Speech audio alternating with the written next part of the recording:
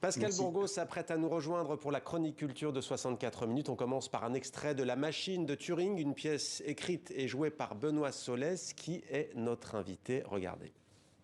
Vous est-il déjà arrivé de détenir un secret? Un grand secret? Qu'avez-vous fait pendant la guerre, monsieur Turing? Je te présente Enigma. Ce fou d'Hitler est en train de nous précipiter vers une seconde guerre mondiale, Turing. Et cet engin-là risque de nous la faire perdre. Est-ce qu'une machine peut penser? Tu es viré! Non, non, non, non! La plaisanterie est terminée! Non!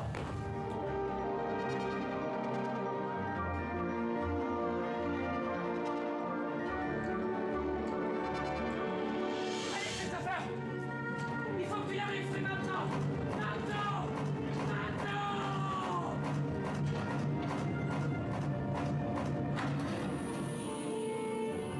Rio! Monte!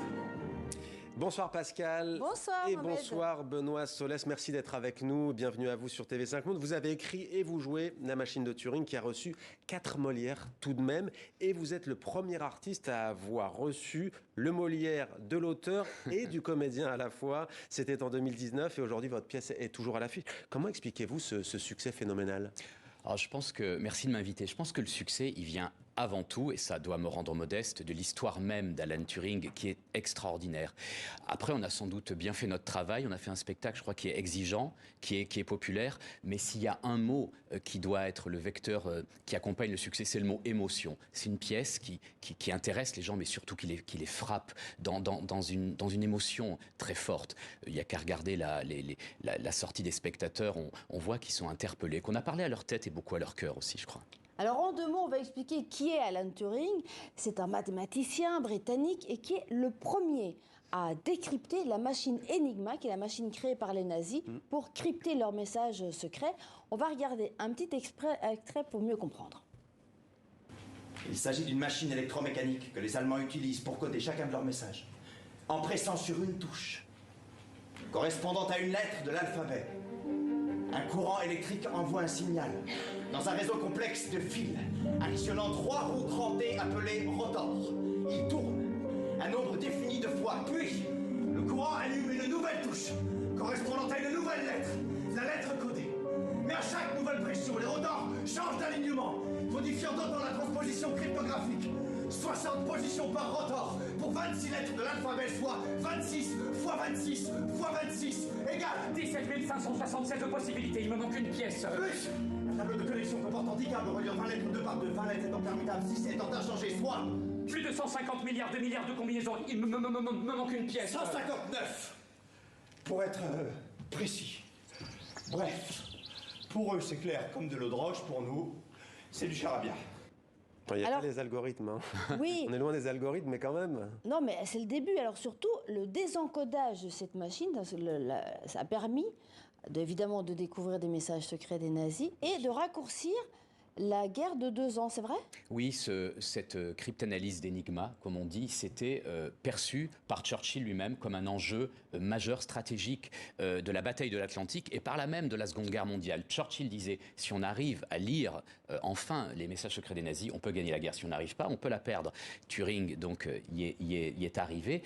Les historiens disent aujourd'hui, au-delà de tous les mystères qui entourent Turing, qu'il y a une certitude, c'est que la guerre a été raccourcie de probablement 2 ans grâce à lui et des millions, voire des dizaines de millions de morts évitées. C'est assez extraordinaire quand on pense que tout ça s'est passé, comme on le voit dans l'extrait avec Amaury de Crayancourt, dans un petit manoir un peu perdu, où tous les petits génies de l'époque phosphoraient. Mais Turing, on l'avait mis un peu dans le fond, dans une espèce de Comment on se met dans préfabriqué. les habits de cet homme? On voit cet extrait, Bizarrement, j'avais une telle passion pour lui. C'est une espèce de rencontre que je n'analyse même pas vraiment. J'ai joué plein de rôles dans ma carrière dans lesquels j'ai eu plus de difficultés à entrer. Celui-là, je crois que j'avais une telle passion de le défendre, de le jouer, que ça a été paradoxalement facile. Alors, les jeunes aiment beaucoup cette pièce parce que ce que vous expliquez, c'est qu'on est là dans les prémices de l'ordinateur. En fait, ce qu'il invente, c'est ce qui permet plus tard d'inventer l'ordinateur. Il se pose des questions, en fait, Turing, que personne ne se pose à cette époque, notamment l'intelligence artificielle. C'est incroyable, il y a une scène d'une conférence. D'ailleurs, la scène est basée sur les travaux, je n'invente rien, sur les travaux de Turing. Une conférence en 1952 dans lesquelles il dit: est-ce qu'une machine pourrait penser? Est-ce qu'elle pourrait apprendre de ses erreurs? Mais il faut se rendre compte quand il dit ça, c'est sous les colibés de la foule qui le traite, évidemment, comme on fait souvent dans ces cas-là, de dingue.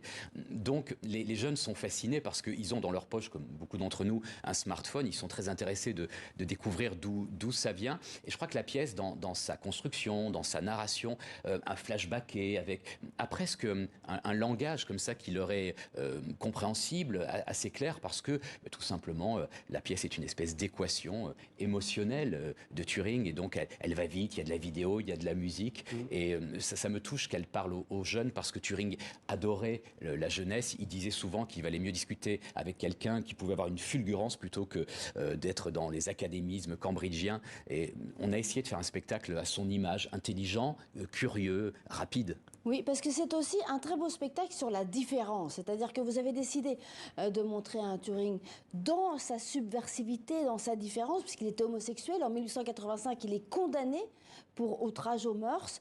Il va être castré chimiquement. Et il faut attendre 2013 pour que la reine Elisabeth le réintègre, le réhabilite et le présente comme un héros de guerre.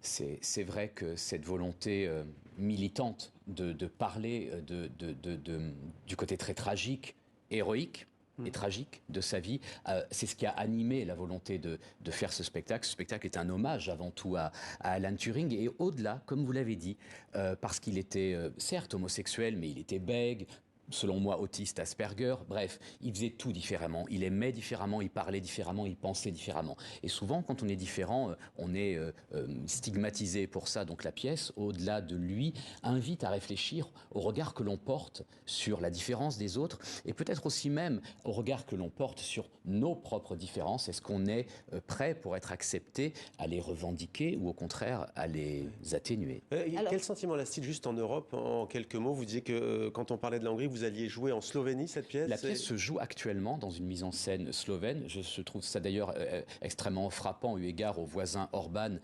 J'aimerais que l'écho du message porté par la pièce frappe à la porte de sa conscience et le fasse réfléchir un peu. Et la mise en scène là-bas d'ailleurs est très forte et très belle. La pièce se joue aussi en Espagne, en Grèce actuellement, en Allemagne. Et dans notre production d'origine, on la joue dans tout le monde francophone. Ça va être de Casablanca à Tel Aviv, de Papeete à Los Angeles, à Nouméa, à San Francisco. Et aujourd'hui, et c'est peut-être la plus belle chose, on en a parlé, la pièce est étudiée dans les collèges et les lycées. Et cette dimension d'hommage, mais cette dimension maintenant pédagogique qu'elle revêt, c'est peut-être ça la plus belle des récompenses. Donc une pièce à voir, vous ne devez pas forcément être à Paris, elle est dans le monde entier. Merci beaucoup Pascal, et merci à vous, Merci. Benoît Solès, d'avoir été notre invité.